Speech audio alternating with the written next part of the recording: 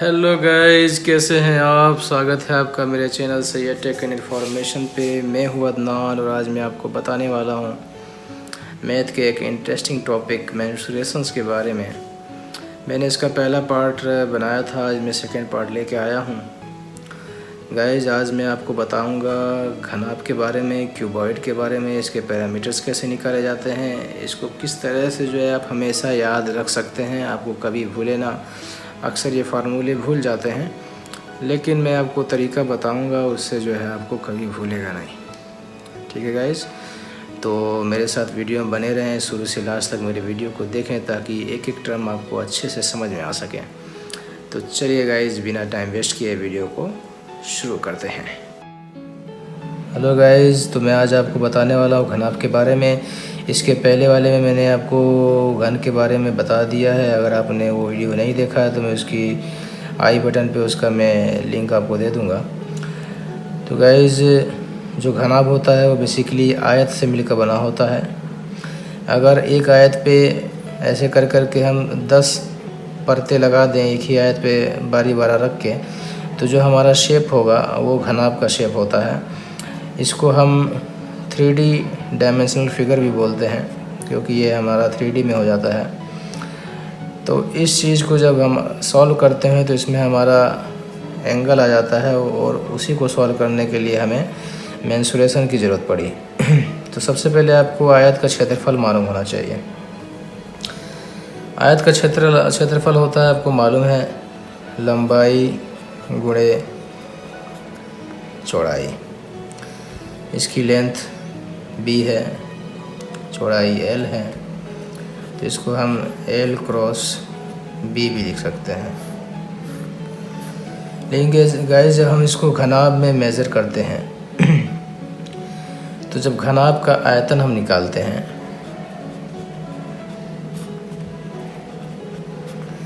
घनाभ का जब हम आयतन निकालते हैं गाइस, तो घनाभ के आयतन को बस याद करने के लिए बस आपको एक ही फार्मूला याद रखना है, एरिया इनटू हाइट।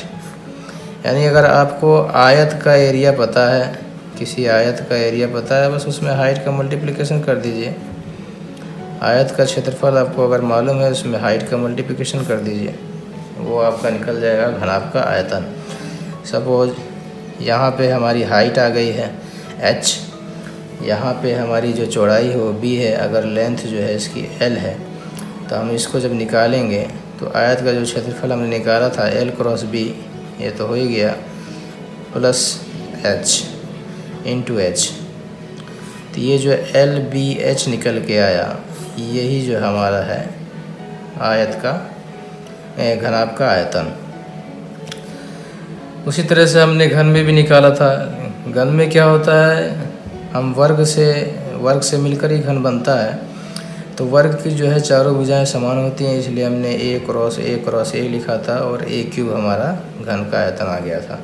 लेकिन यहाँ पे हमारी डिफरेंट पैरामीटर है, लेंथ हमारी डिफरेंट हो सकती है, चौड़ाई भी हमारी डिफरेंट हो सकती है, और हाइट भी डिफरेंट हो सकती है, इसलिए l cross b cross h इसका फार्मूला हो जाता है।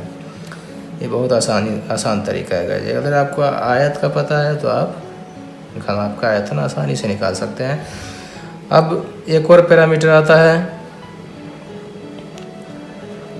घनाभ का संपूर्ण पृष्ठ।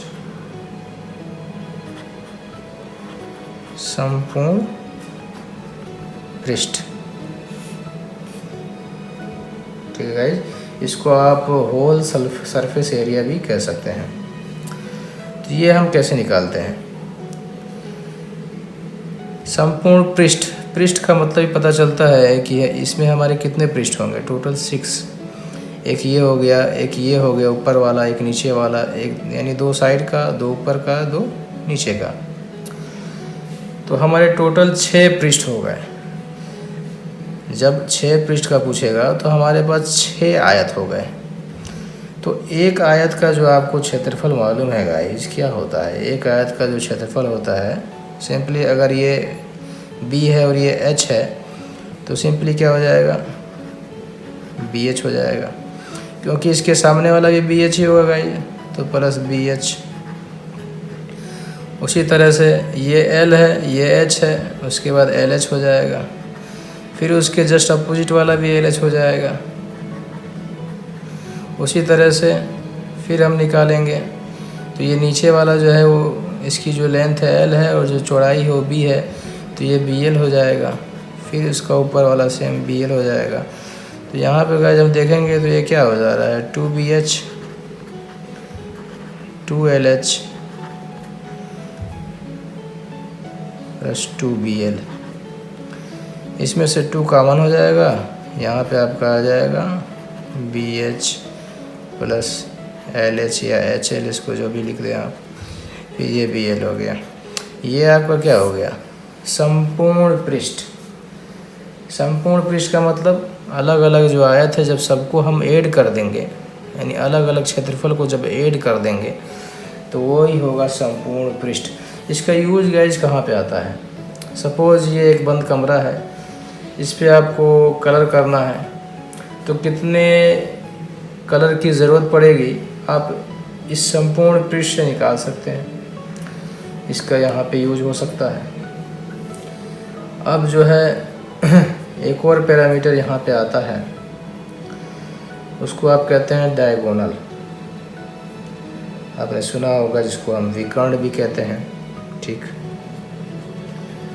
घनाभ का विकर्ण, ठीक है गाइस। इसको हम D से भी डिनोट करते हैं।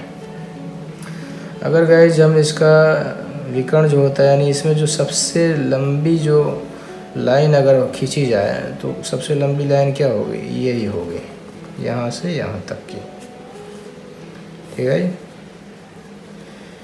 यहाँ से यहाँ तक की जो लाइन होगी,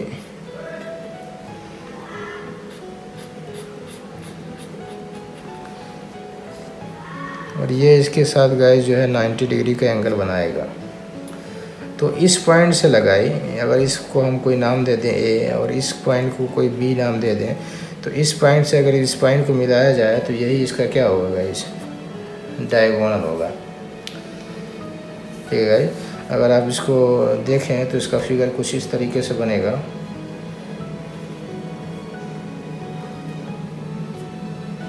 इसका कुछ फिगर जो है, इसका कुछ फिगर इस तरह से बनेगा।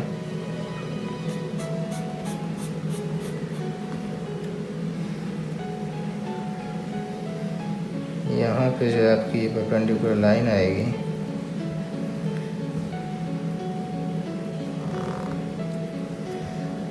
इसको आप B पॉइंट मान सकते हैं, और यही जो रेखा जो यहाँ से आपकी मिलेगी, इसको A मान सकते हैं।